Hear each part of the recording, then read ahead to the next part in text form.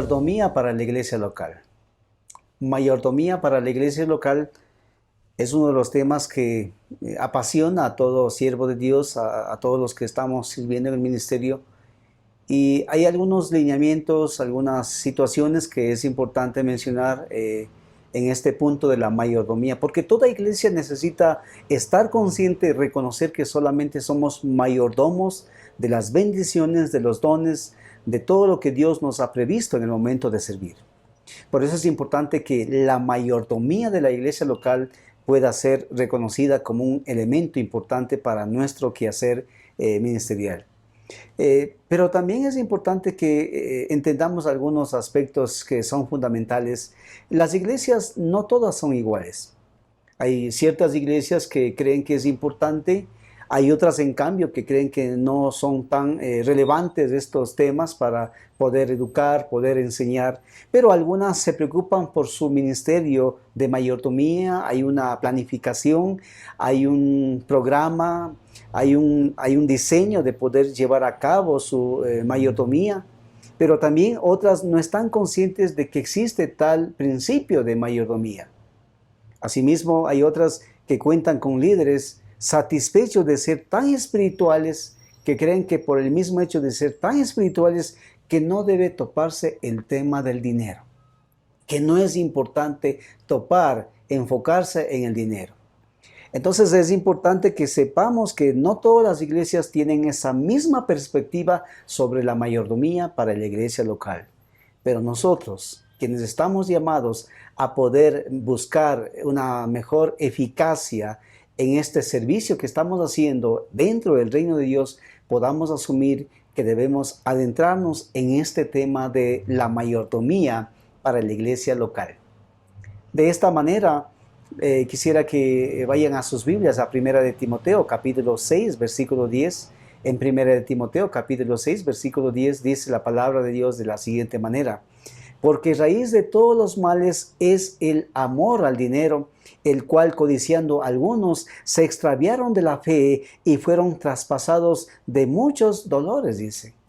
Como dice el texto, porque la raíz de todos los males es el amor al dinero.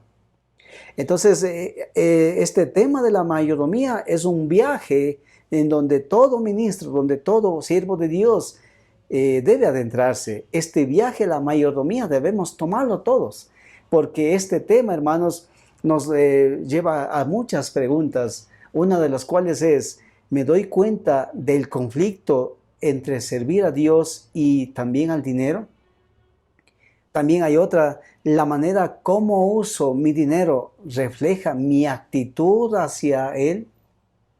Asimismo, ¿cuál es mi perspectiva del dinero?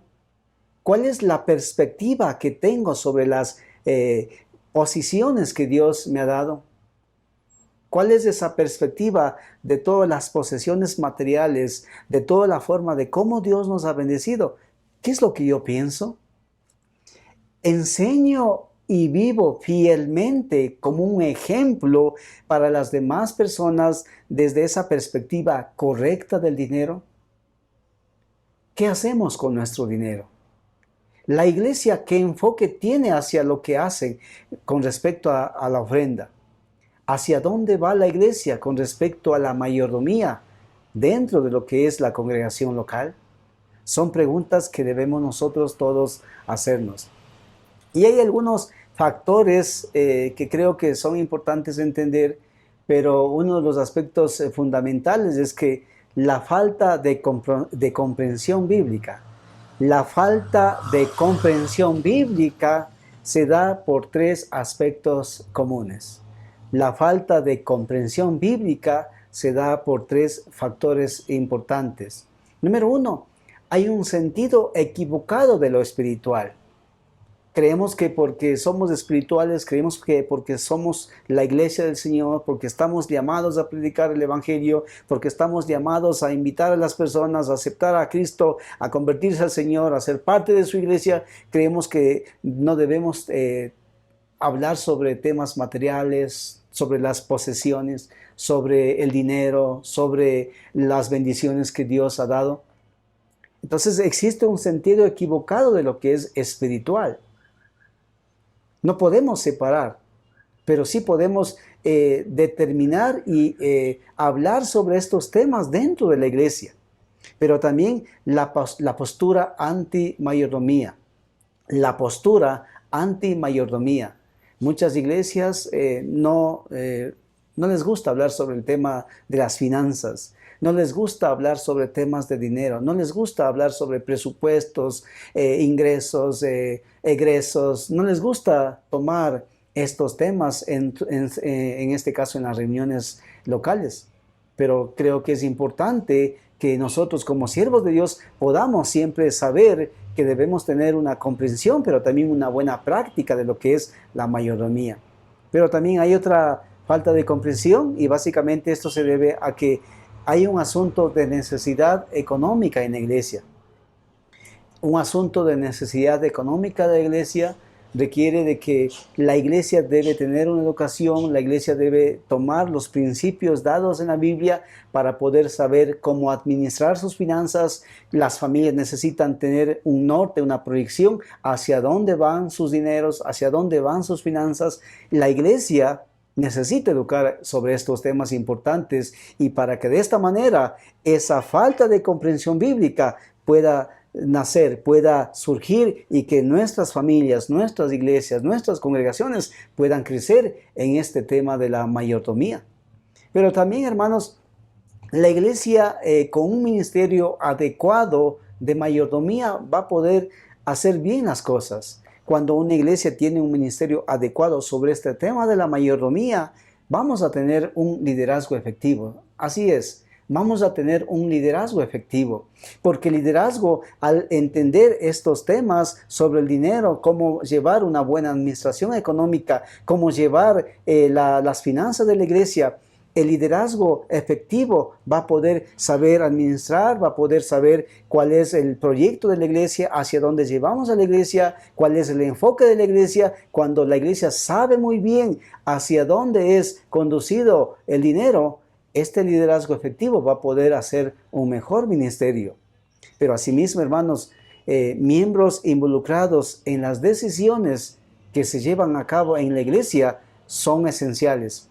Cuando la iglesia es enseñada, cuando la iglesia es educada, cuando los miembros están involucrados, cuando los miembros son parte de las decisiones fuertes, muchas veces eso va a permitir que haya un ministerio adecuado. Pero también hay objetivos y programas de la iglesia que deben desafiar. Hay programas y objetivos en la iglesia que deben ser desafiantes, que cuando nosotros invitamos a la iglesia, hermanos, tenemos este proyecto, hermanos, queremos establecer esta obra, hermanos, tenemos este plan para los niños, hermanos, tenemos este plan para edificar la iglesia. Cuando permitimos, cuando también motivamos, cuando invitamos a las personas a que se involucren con esta proyección, los miembros, las iglesias van a poder ofrendar bien, pero también van a ser parte de esta mayordomía de la iglesia local. De la misma manera, creo que es importante preguntarnos dónde empezamos. Está bien que queramos asumir una iglesia con un buen enfoque de mayordomía, pero ¿dónde empezamos? Es la pregunta. Y la respuesta tiene que ver con el mensaje bíblico. El mensaje bíblico, hermanos, nosotros como cristianos, como líderes cristianos, tenemos la Biblia, todo el plan, dónde comenzar, dónde puede una iglesia comenzar una planificación de un ministerio acorde a los principios, es específicamente tomando la Biblia como el parámetro de Dios. En la Biblia encontramos desde el mismo principio, desde el mismo Génesis, que tenemos un Dios de orden, un Dios de planificación, un Dios que hizo su creación en una planificación. Pero también, hermanos, a más de iniciar en la Biblia, necesitamos también tomar a Jesús como el ejemplo más importante. En la Biblia hay un punto inicial y es tomar a Jesús como nuestro modelo a seguir, como nuestro ejemplo de un buen líder, como alguien que capacitó por 3 años, como alguien que tuvo un plan para capacitar, para transformar vidas a 12 personas, a 12 hombres, y en base a eso siempre él estaba planificando. El Señor Jesucristo es un buen ejemplo a seguir. Cierto líder dijo en cierta ocasión, la mayordomía cristiana es el ordenamiento de toda la vida según la voluntad de Dios revelada en Cristo Jesús.